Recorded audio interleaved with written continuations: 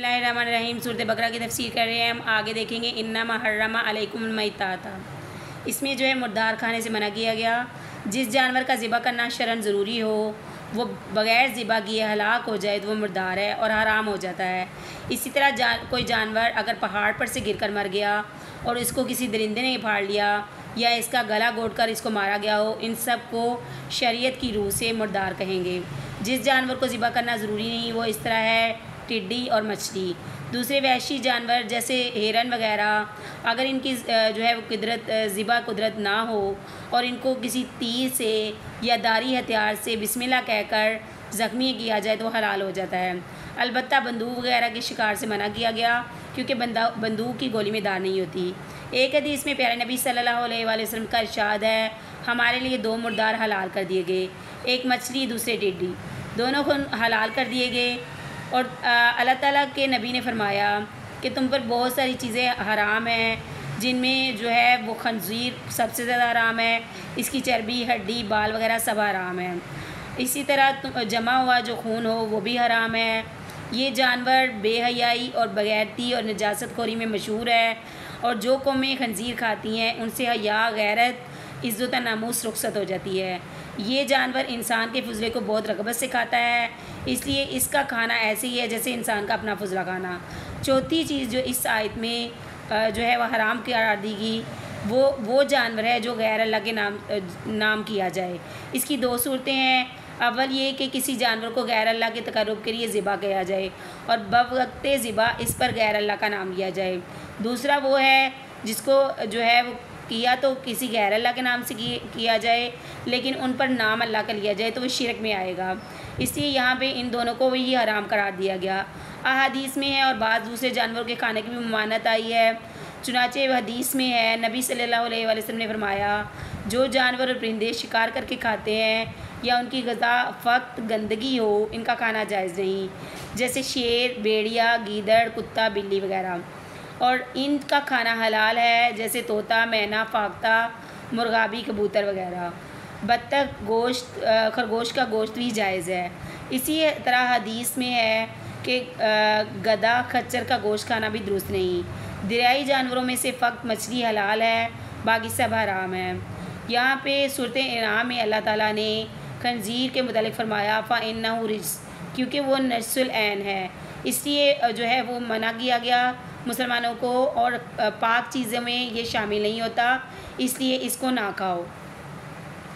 آگے جو ہے فَمَنِ اسْتُرَّ غَيْرَ باغٍ وَلَا عَادٍ، اس میں جو ہے اللہ تعالیٰ نے اتنی آسانی رکھی ہے کہ جو شخص بھوک سے بہت بے قرار ہو جائے بشرطے کہ اس کے پاس کھانے کے لیے کچھ نہ ہو اور اس کا مقصد لذت نہ ہو بلکہ بقدر حاجت ہو اور وہ اس سے تجاوز کرنے والا نہ ہو، ان چیزوں میں حرام چیزوں کا کھانا جائز ہے۔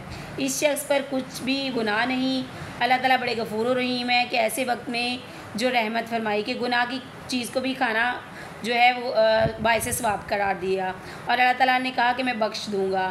اس میں جو ہے وہ ایک تو وہ شخص جو میں مجبوری میں ہو اور اس کے پاس نہ تو کھانے کے لیے کچھ ہو اور نہ ہی اس کو دور دراز سے کہیں کھانے کے لیے کچھ میسر نظر آئے تو وہ اپنی بھوک ختم کرنے کے لیے اس میں سے کھا سکتا ہے، بشرطے کہ اس کا مقصد اپنے آپ کو لذت محسوس کروانا نہ ہو بلکہ اپنی بھوک جو ہے وہ مٹانا اور اپنی جان بچانا ہو۔ دوسرے یہ کہ کوئی ظالم یا جابر یہ چیز کھانے پر مجبور کرے اور کہے کہ اگر تو نے اس کو نہ کھایا تو میں تجھ کو مار ڈالوں گا، اور اس شخص کو یقین ہو جائے کہ اگر میں انکار کروں گا اور نہ کھاؤں گا تو یہ ظالم ایسا ہے کہ مجھے مار ڈالے گا، تو دونوں صورتوں میں اللہ تعالیٰ نے مہربانی کی ہے اور بندے کو حرام چیز کھانے کی اجازت دی ہے، مگر اس کی شرط یہی ہے کہ کھانے والے کی نیت اور ارادہ نافرمانی نہ ہو بلکہ اس کا مقصد اپنی جان بچانا ہو۔ دوسری شرط یہ ہے کہ کھانے میں زیادتی نہ کرے، صرف اتنا کھائے جس سے اس کی جان بچ جائے اور وہ زندہ رہ سکے۔ اضطرار کے وقت بھی حرام چیزوں کی حرمت بددستور ہے۔ حرام چیزیں اپنی جگہ حرام ہیں مگر اضطرار کی اجازت اس لیے ہے کہ کھانے والے پر مذکورہ بلا شرائط کے ساتھ کچھ گناہ نہیں۔ اگر کھانے میں کسی قدر بے اعتدالی ہو جائے تو اللہ بخشنے والا اور مہربان ہے، وہ اپنی مہربانی سے بے اعتدالی کو بخش دے گا۔ آیت میں جو ہے وہ ثابت ہو گیا کہ جس شخص کی جان کو خطرہ ہو وہ جان بچانے کے لیے دوا کے طور پر حرام چیز کو کھا سکتا ہے، حالت اضطراری ہو یعنی جان کو خطرہ ہو تو حرام چیز کھائی جا سکتی ہے، دوسرے کوئی حلال چیز درکار نہ ہو اور موجود نہ ہو تو حرام چیز کھائی جا سکتی ہے، دوسرے اس کو دوا کے طور پر استعمال کرنا ہو، عادتاً استعمال نہ کرنا ہو تو کھانا جائز ہے، اس کے استعمال سے لذت حاصل کرنا مقصود نہ ہو تو کھانا جائز ہے، بقدر ضرورت کھائے اور اس سے زائد استعمال نہ کرے۔ اللہ تعالیٰ اپنے فضل سے ہم کو جو رزق ظاہری طور پر عطا فرمائے اس پر شکر گزاری کرنی چاہیے اور اللہ تعالیٰ ہمیں شکر گزاری کی توفیق نصیب فرمائے۔ اس رزق کو کھا کر اللہ تعالیٰ اپنی رضا والی زندگی نصیب فرمائے۔ یا اللہ آپ کا دیا ہوا رزق کھا کر آپ ہی کی نافرمانی کرنا یہ ہمارے لیے بے غیرتی ہے۔ یا اللہ اس کامل طور پر ہم کو اس سے بچائیے اور اپنا شکر کرنے والا بندہ بنائیے۔ وآخر دعوانا ان الحمد للہ رب العالمین۔